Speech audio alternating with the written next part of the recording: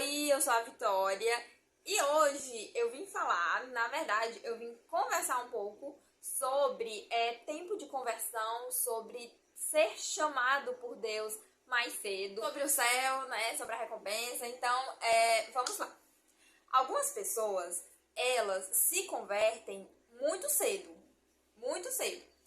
Tipo, elas crescem na igreja, elas nascem em um lar cristão, com pais cristãos que os ensinam desde cedo a palavra de Deus e esse tipo de coisa. A gente fala o nasceu na igreja, né? Outras pessoas não são assim. Com algumas pessoas, elas só vão se converter no final da vida, depois de ter vivido no mundo mal, depois de ter feito muita coisa, né? De ter vivido muito tempo para satisfazer a sua própria vontade. E essas pessoas vão para o mesmo céu. Vai todo mundo para o mesmo céu. Tá bom? Isso é justo? Existem pessoas que passam a sua vida inteira servindo a Deus. Elas dedicam toda a sua juventude, toda a sua mocidade, todo o seu vigor, toda a sua vida para servir ao Senhor. E existem outras pessoas que passam a vida toda vivendo para si mesmas, para satisfazer as suas vontades e vivendo uma vida para si mesmo e não se lembram de Deus, não são chamados por Deus. E já no final da vida, porque Deus é misericordioso, essas pessoas são resgatadas, né? Essas pessoas são justificadas e elas vão dividir o mesmo céu com aquelas que tiveram uma vida de serviço ao Senhor. Será que isso é justo? Tipo, há uma diferença entre essas pessoas? Então, eu vim conversar um pouco sobre isso. E sim, gente, há uma diferença. Não no céu que essas pessoas irão, mas há uma diferença entre essas pessoas. Só que a gente precisa ver essa diferença pela ótica certa, pela perspectiva correta. Então, vamos de Bíblia, lá em Mateus 20. Aqui em Mateus 20 tem a parábola dos trabalhadores da vinha. Eu vou ler para vocês na versão na nova versão atualizada. Tem apenas um versículo que eu vou ler na versão antiga, né, na versão mais tradicional, mas vai ser só no decorrer do vídeo. Então, gente, fica nesse vídeo até o final. Sério. Mas vamos lá. Mateus 20. Porque o reino dos céus é semelhante a um homem, dono de terras, que saiu de madrugada para contratar trabalhadores para a sua vinha. E tendo combinado com os trabalhadores o pagamento de 1 denário por dia, mandou-os para a vinha. Saindo por volta de 9 horas da manhã, viu na praça outros que estavam desocupados. E lhes disse: vão vocês também trabalhar na vinha, e eu lhes pagarei o que for justo. Eles foram. Tendo saído de novo, perto do meio-dia e às 3 horas da tarde, fez a mesma coisa. E saindo por volta de 5 horas da tarde, encontrou outros que estavam desocupados. E lhes perguntou: por que vocês ficaram desocupados o dia todo? Eles responderam: porque ninguém nos contratou. Então ele lhes disse: vão vocês também trabalhar na vinha. Ao cair da tarde, o dono da vinha disse ao seu administrador: chame os trabalhadores e pague-lhes o salário, começando pelos últimos, indo até os primeiros. Chegando os que foram contratados às 5 da tarde, que eram os últimos, cada um deles recebeu 1 denário. Ao chegarem os primeiros, pensaram que receberiam mais, porém também estes receberam 1 denário cada um. Mas tendo-o recebido, começaram a murmurar contra o dono das terras, dizendo: mas você os igualou a nós, que suportamos a fadiga e o calor do dia. Então o dono disse a um deles: amigo, não estou sendo injusto com você. Você não combinou comigo trabalhar por 1 denário? Pegue o que é seu e saia daqui, porque quero dar a este último tanto quanto dei a você. Será que não me é lícito fazer o que quero com o que é meu? Ou você ficou com inveja porque eu sou bom? Assim, os últimos serão primeiros, e os primeiros serão últimos. O dono da vinha tinha contratado trabalhadores para trabalhar na sua vinha e combinou com eles que eles iriam trabalhar o dia todo para ganhar 1 denário. Acontece que no decorrer do dia, ele foi encontrando outras pessoas que estavam fazendo nada e ele foi chamando essas pessoas. Esses outros trabalhadores, eles já tinham perdido algum tempo, né? Eles perderam as horas do dia estando desocupados, porque o dono da vinha não tinha encontrado com eles antes. Então, quando eles foram trabalhar, eles tinham menos horas de trabalho, eles tinham menos tempo para trabalhar. Mesmo assim, mesmo já tendo passado algumas horas do dia, o dono da vinha chamou eles. Não, vão lá que eu vou pagar vocês o que é justo. O dono da vinha não disse quanto ele ia pagar. Ele disse que ia pagar o que era justo. E mesmo assim, como eles estavam lá desocupados, eles foram.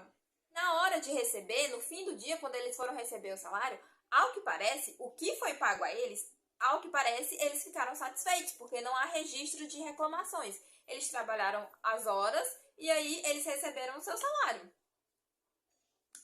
Mas os que chegaram antes deles, os que trabalharam mais, os que suportaram mais, eles suportaram mais o calor, né, a fadiga do dia e tal, eles começaram a reclamar. Os que chegaram antes queriam receber mais dos que os que chegaram depois, porque eles trabalharam mais e por isso eles se achavam no direito de receber mais.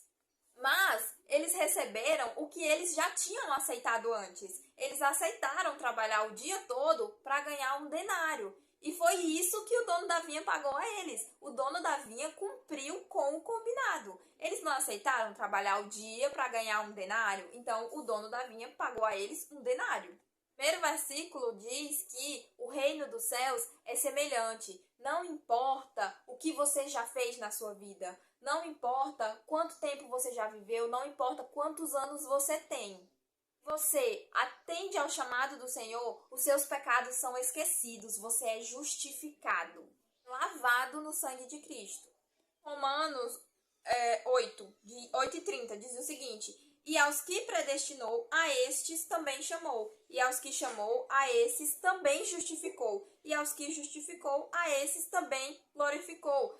Os escolhidos de Deus, eles são escolhidos antes da fundação do mundo. E todo aquele que é predestinado, em algum momento ele será chamado e ele será justificado. Porque os predestinados são chamados, são justificados e ao final serão glorificados. Independente de quanto tempo ou em que fase da vida isso vai acontecer, né, com os escolhidos, com os predestinados, com aqueles que são chamados.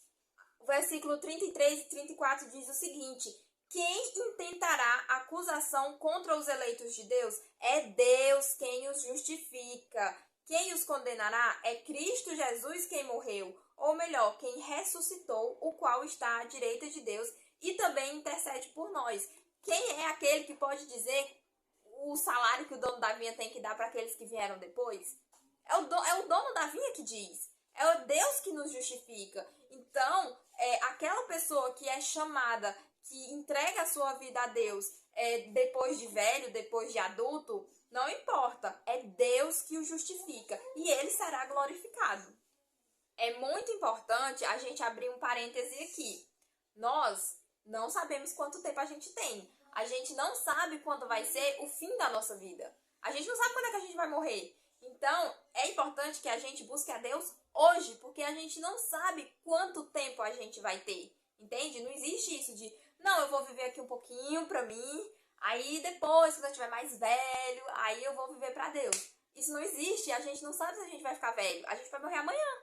Então, a gente deve buscar a Deus enquanto se pode achar, né? Correr para Deus o mais rápido possível. Mas no começo do vídeo, eu disse que tinha uma diferença. E realmente há uma diferença. Então, vamos lá. Qual era a reclamação daqueles que foram contratados primeiro? Eles trabalharam mais, eles suportaram mais, né? A fadiga do dia, o cansaço, eles suportaram mais. Do crente, no caso daquela pessoa que se converte, Jesus diz: quem quiser vir até mim, negue-se a si mesmo, pegue a sua cruz e siga-me. Então, o crente, quando ele se torna um crente, ele pega a sua cruz, ele passa a negar a si mesmo dia após dia. Então, ele tem o que suportar, né? Ele tem que suportar a carne, né? O desejo de cumprir com as obras da carne. Tentações, tem as perseguições, tem o trabalho de pregar o evangelho, né? Algumas pessoas que são chamadas para o campo, né? Eles deixam toda a sua casa, eles deixam a sua família, eles deixam o seu emprego e vão viver de pregar o evangelho, de levar o nome do Senhor. Então tem os ataques, tem todas essas perseguições que Jesus nos promete. É isso que ele promete pra gente, né? Essas tribulações, né? Onde ele diz, a raposa tem o seu covil, os passarinhos têm o seu ninho, mas os crentes não têm, não. Eles não têm onde repousar a cabeça. Exatamente, quando você se converte ao evangelho, você morre para você morre para o mundo e você passa a viver somente para Cristo.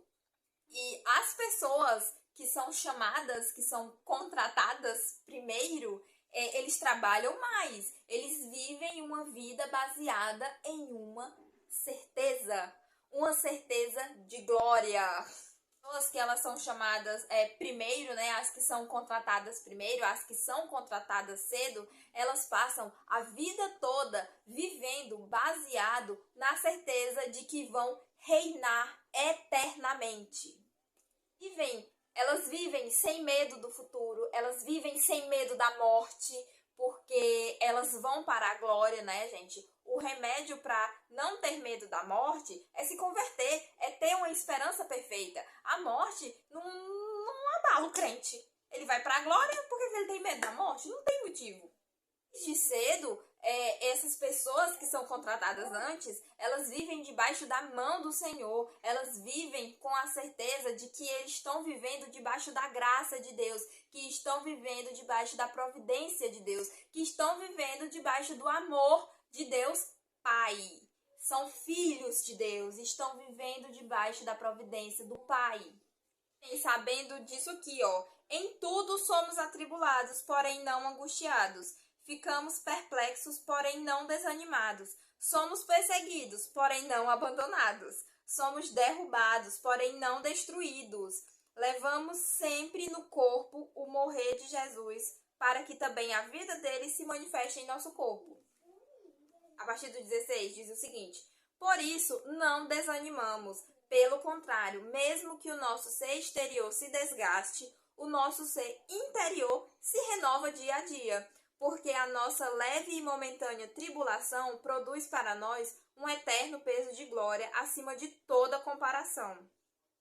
Viver baseado na certeza de que é filho de Deus e que é liberto da escravidão do pecado. Não porque deixou de ser pecador, mas porque sabe que o pecar entristece o Espírito Santo, sabe quem é o Espírito Santo, spoiler, é Deus, né? Então, vive enxergando essas verdades. Jesus, ele é estreito, né? Estreito é o caminho e larga é a porta que leva à perdição. O caminho de Jesus, ele é difícil, ele é sofrido, tem perseguição, ele é estreito, ele é de renúncia, mas a vitória é certa. A fé é certeza, a fé não é sentimento. Por fé, viver baseado em uma certeza é difícil. É difícil porque a gente não quer certeza, né? É aquela coisa, você é razão ou é emoção? É difícil você viver baseado a sua vida em uma certeza, porque o que a gente quer é se sentir bem. A fé não é sentimento, às vezes na vida espiritual você não vai sentir nada. Você não vai sentir a presença, você não vai sentir aquele fogo queimando, né? Aquele fervor. Você não vai sentir consolo, você não vai sentir as coisas. A vida espiritual, ela não é baseada em sentir, sabe? Eu tô sentindo um êxtase.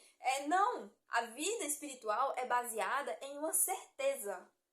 Em determinado momento, você não continua o seu caminho de seguir a Jesus, né? O caminho de Jesus baseado em coisas sobrenaturais, né? Em ficar ouvindo a voz de Deus, essas coisas. Não, você vai pelo que você sabe, pela palavra de Deus, né? Você lê a palavra de Deus e você sabe que aquilo ali é verdade. E mesmo que você não sinta uma coisa extraordinária ou um êxtase sobrenatural, você sabe que aquilo é a verdade. Então, aquela certeza vai basear a sua vida, vai basear os seus princípios, vai basear o seu modo de agir.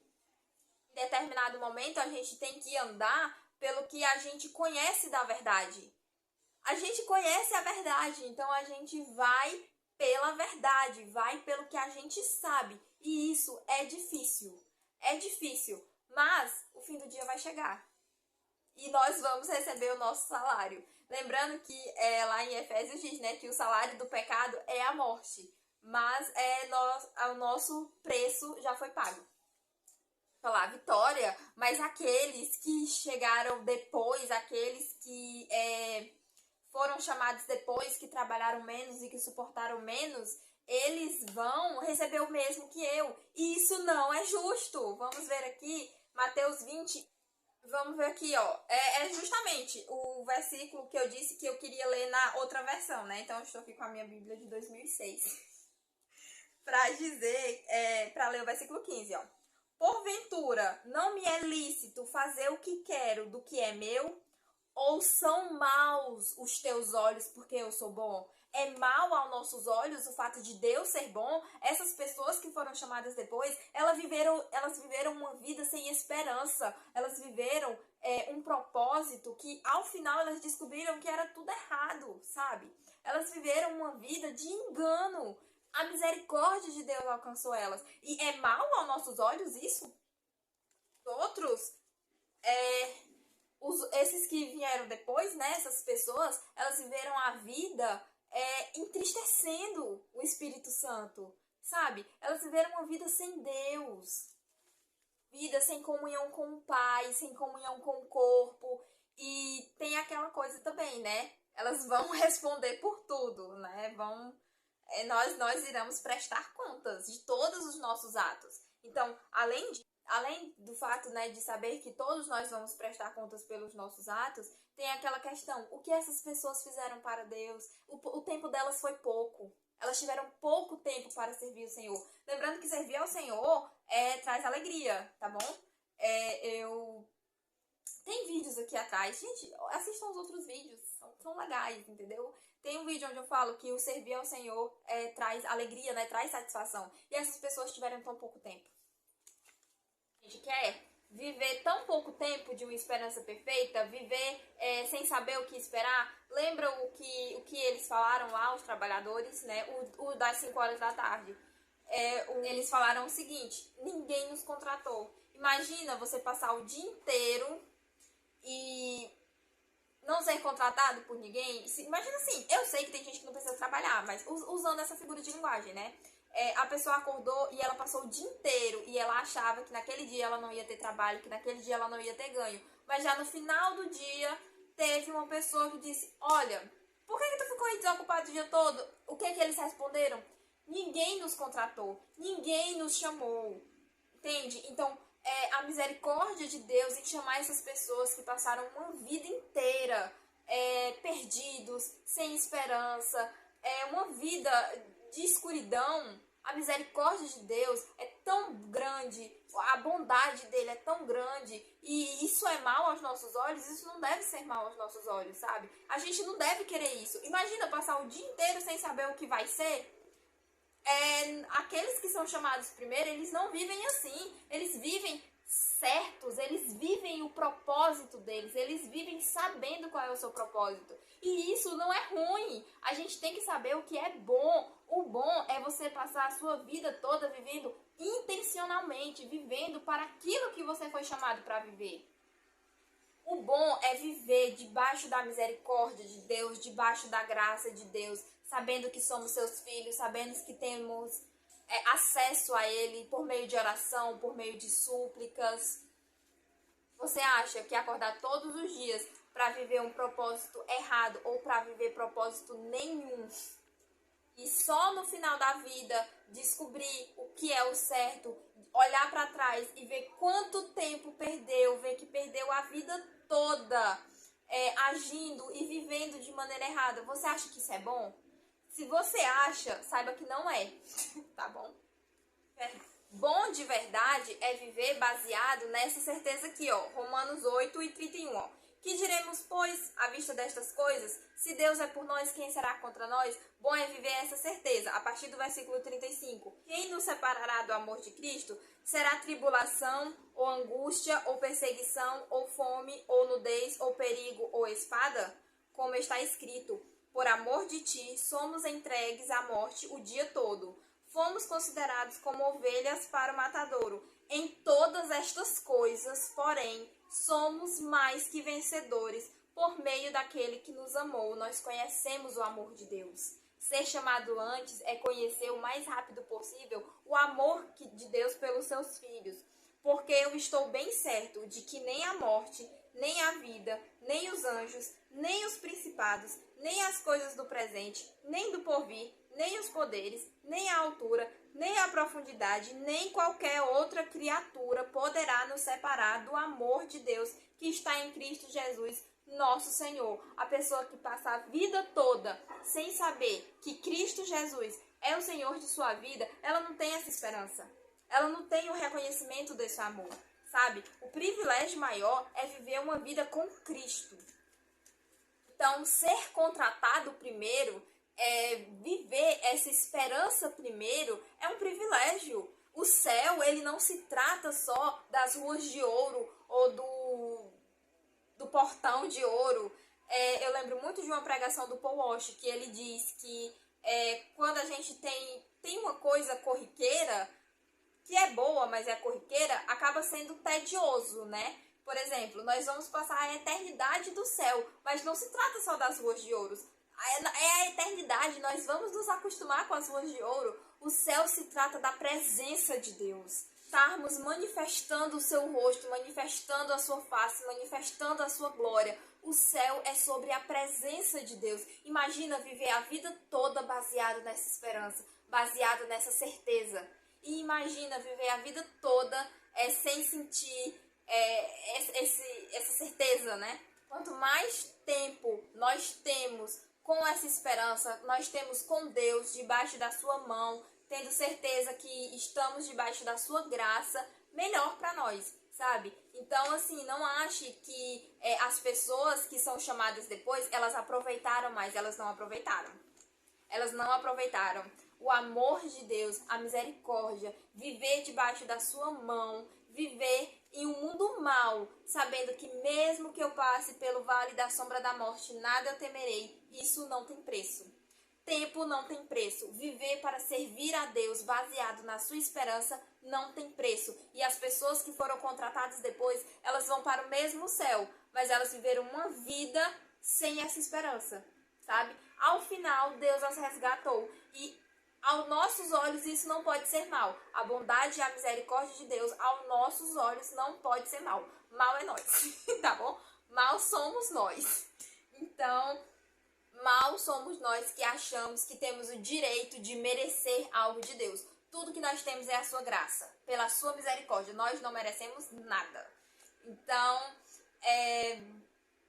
vamos saber qual é a boa parte, né? Foi esse, gente, o vídeo de hoje. Eu espero que vocês tenham gostado. Espero que vocês compartilhem para que outras pessoas conheçam, né, essa certeza. Prometo que eu vou fazer um vídeo sobre fé, falando que fé não é sentimento, né? Fazer um vídeo voltado para isso. E é isso. Deixa aqui o comentário de vocês, deixa o like. Até a próxima.